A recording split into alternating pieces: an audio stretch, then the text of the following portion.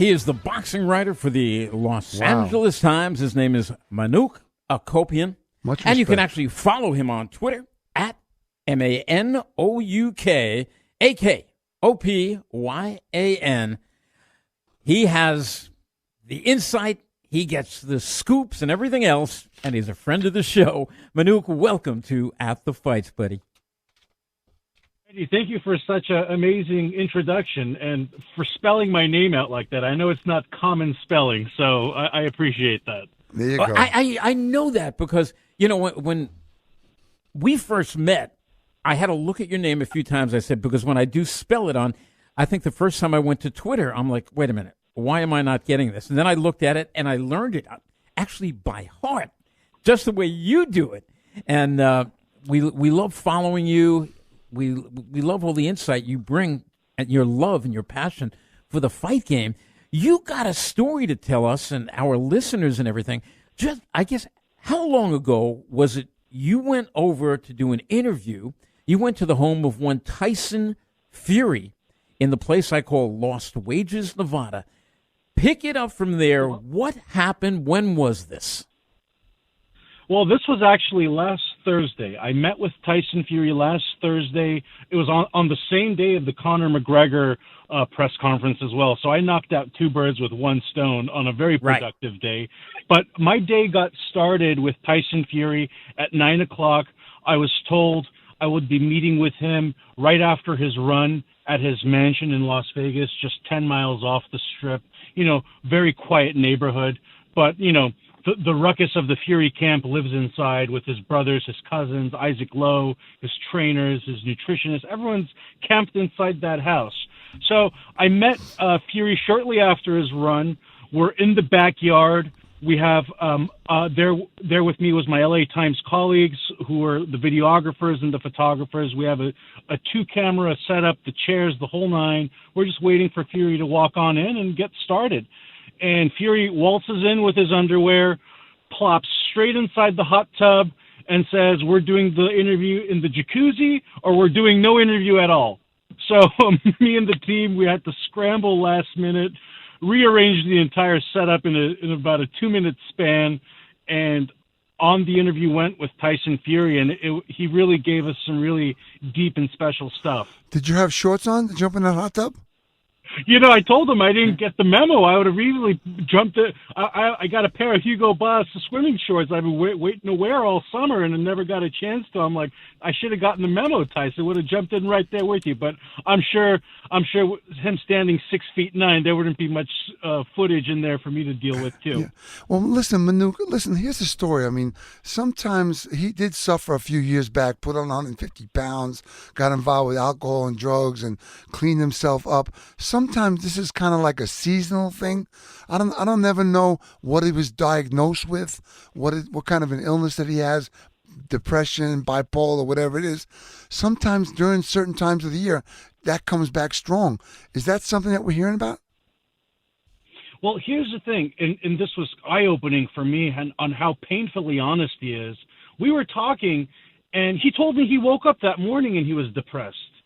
And he woke up at 6 o'clock and he didn't feel fine until he started training, which was with his run. And by all accounts, everyone around him, even Fury himself, training is his refuge. If he's not in the gym, if he's not staying active, if he's not staying busy, that's when his mind starts wandering around. And Tyson Fury frankly told me, he's like, without training, without training in boxing, that's the day I will die. So it was such a dark quote, but something that is the essence of who Tyson Fury is as of today. And he told you that you could print that kind of stuff? I mean, everything was there in front of 20 people. The Fox Sports and ESPN camera crews were there too. I believe there will be some snippets of this that will air on the Inside Fight Camp that'll premiere tomorrow. And this is the most painfully honest person I've ever interviewed. I mean, I interviewed Andre Agassi 10 years ago when he was talking about doing crystal meth and all these different things. And the way Fury talks about his shortcomings and his downfalls And not only the one in transgressions from 4 years ago, but the ones he's dealing with now. It's just eye-opening, and it's actually condemnable because he's a relatable person. All of us deal with such troubled days and troubled moments, and we're all a Tyson Fury in some moment in time, and he's just so relatable. The fact that he's an open book and makes himself so vulnerable at the same time. We're talking to Manouk Akopyan from the Los Angeles Times, who's talking about his very strange visit in an attempt to interview Tyson Fury at Tyson Fury's mansion in Lost Wages, Nevada. Okay, we've seen what happens to Tyson Fury. We saw it right after the Klitschko fight. Well, do you think there's any chance that he could slip back into something awful again and disappear on us, and maybe the fight would be off? It's with Fury, anything is possible, Right. and even members in his own camp, they have to kind of roll around with his unpredictability. Even a couple of hours before our interview, I didn't know if I was going to interview him at the gym, at the house, or at a restaurant, because if Tyson Fury wakes up on the wrong side of the bed, then he's going to have to. Everyone around him is going to have to deal with that as well too. And I asked him, why were you down today? You have all your friends, your family's here. Not his family. His wife and his kids are still overseas, but he has a lot of friends, and his brothers were there. And he's like, if I knew, I would be a billionaire by now because I could cure this disease. And it's something that Fury is going to have to fight with his entire life, because he said it time and time again. After the Klitschko fight, he had nothing to fight for. He had reached his Mount Everest. He had reached the pinnacle and apex of his career, and there was nothing else left. He felt there was nothing else to conquer. And he said that whenever you don't have any goals to achieve in life, that's when the mental health problems really kick into second gear. So after this Wilder fight, the second fight, if he wins, I mean, I would think the team around him would really need to be there from a supportive standpoint, because they got to be like, Tyson, we got Joshua now, we got all these other, we got Usyk. It's like you have to kind of make sure the goals are still there for him, because even back then he could have fought. Wilder was right there in front of him too. He was the WBC champion at the time. Well, he's also talking about the WWE again. He had so much fun against, what's his name, Braun Strowman a few months ago, where he even went into it with the Raw cuts still as raw could be, and nothing ever happened. I mean, of course, I would think he wants the WWE, but you're right. I mean, this is a guy who you just don't know what you're going to get. Maybe until the bell rings. I think right up until that bell on February 22nd, I mean, he could wake up, God forbid, for all of us and the promoters and everybody. We could be out in Vegas and find out he woke up depressed this morning. He's not showing up. Yeah, I mean, we saw that with the Raiders offensive lineman in the Super Bowl 2 decades ago who went AWOL. And, it's about you don't know what's going on with the fighters. And, you mentioned WWE, and I asked him, Tyson, I said, were you setting yourself up for a post-boxing career with WWE where you keep yourself busy physically and mentally by kind of having a second act from a physical standpoint? And he said, not necessarily. He said, I just grew up a WWE fan, and frankly, it was a great PR and brand building exercise from his agency standpoint, where he just grew his star even bigger, considering the fact that he's only fought in America 3 times, and Tom Schwartz and Otto Wallin technically don't count in my book. So, he's still an unknown entity in the United States, and the WWE further punctuated that on a whole nother realm with a completely different audience, and a younger one too. Yes. This is a terrible disease, depression, bipolar, whatever it is. He's got to get help, because this fighting career is going to end someday. and it's not going to be the way he wants it to end. And I mean, he's got to have people in his camp helping him with these kind of situations to learn different tools, how to combat the illness, how to get through it, deal with it. Exactly. And Manouk, did he look, when he got into that hot tub, did he look like he was in shape? Do you think this was a ploy to make the Wilder camp think he really wasn't in shape?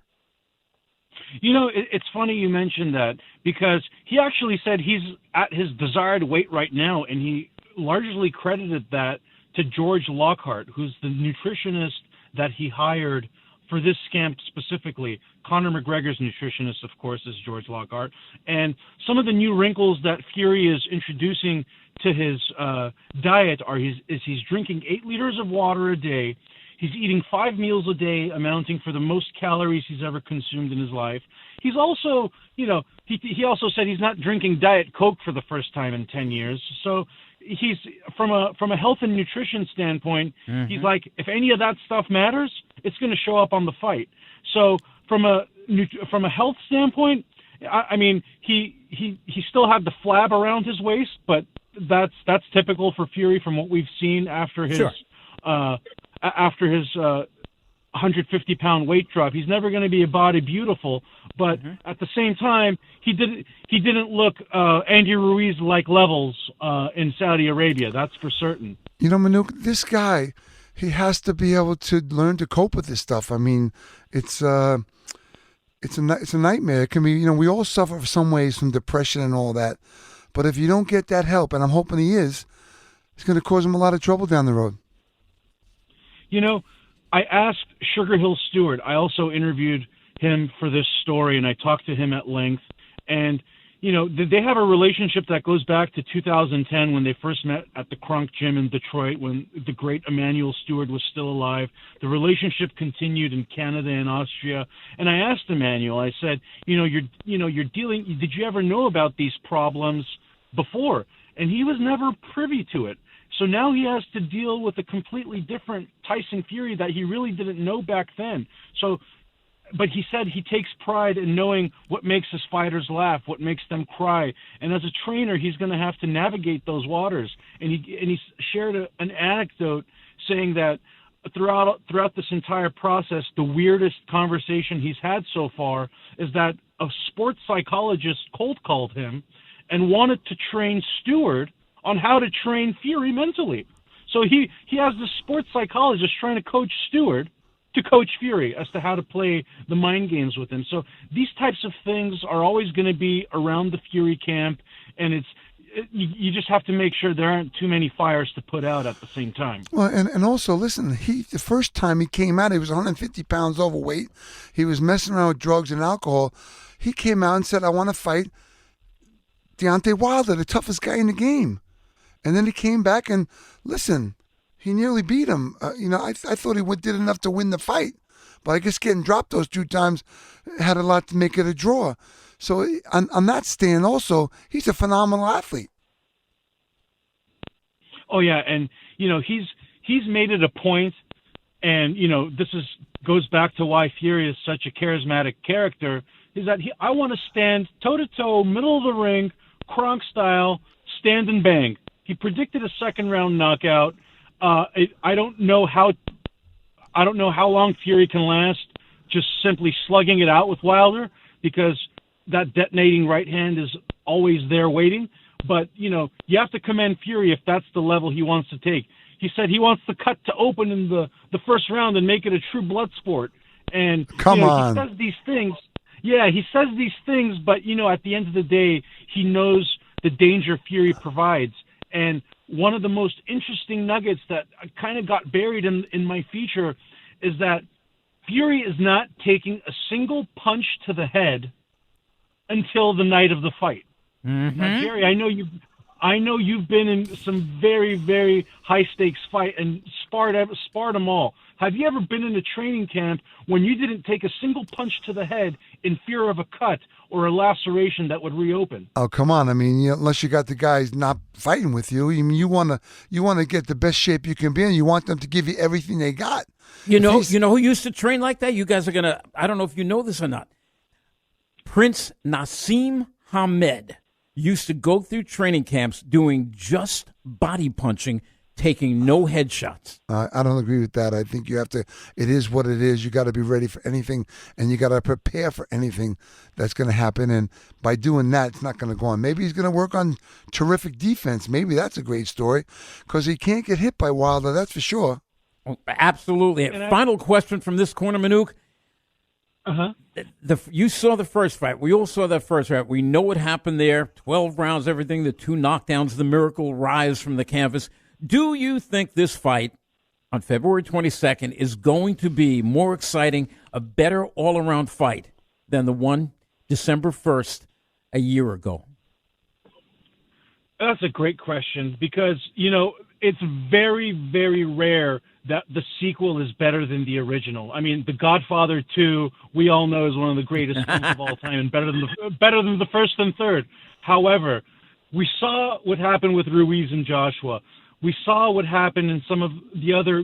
We know what happens in sequels. The fighter that messed up the first time, make sure that they don't repeat those wrongs. And I think Fury is even going to be even smarter, even slicker by just keeping the distance and being slick, out-moving and out-sticking them, because he says he's going to go toe-to-toe, and I think this is the gamesmanship that he's playing. But I think Fury is going to put on a masterclass, and from a boxing standpoint, similar to what Joshua did with Ruiz, keep Wilder at bay, and by God, if he escapes that one hitter-quitter from Wilder, he could pitch a shutout, because we saw what a 40-year-old Luis Ortiz did just a few months ago. Okay, so that's great. That's a great analogy. Do we see a knockout or does it go decision? I'm sorry, a knockout from who? I mean, who wins the fight? Does Wilder knock him out? Does Fury knock him out? Or do we get a 12-round decision again? I think it's going to be a 12-round decision, and it's going to be a lot more decisive, and I'm going to go with Fury. And as Randy said, lost wages. I would never put my money on that, because I am not sure, because Deontay has that right hand in his back pocket, a pair of aces, just waiting to throw him on the table like, right. I got you. Manouk Akopyan from the Los Angeles Times, you've been a great guest. We look forward to seeing you, hanging out with you in Las Vegas, Nevada in a few more weeks, buddy. Absolutely. Looking forward to it myself, guys, and drinks on me when I see you. All right. Again, you can follow him on Twitter at Manouk, Manouk Akopyan. He is the boxing writer for the Los Angeles Times. His name is Manouk Akopyan. Much respect. And you can actually follow him on Twitter at Manouk Akopyan. He has the insight, he gets the scoops and everything else, and he's a friend of the show.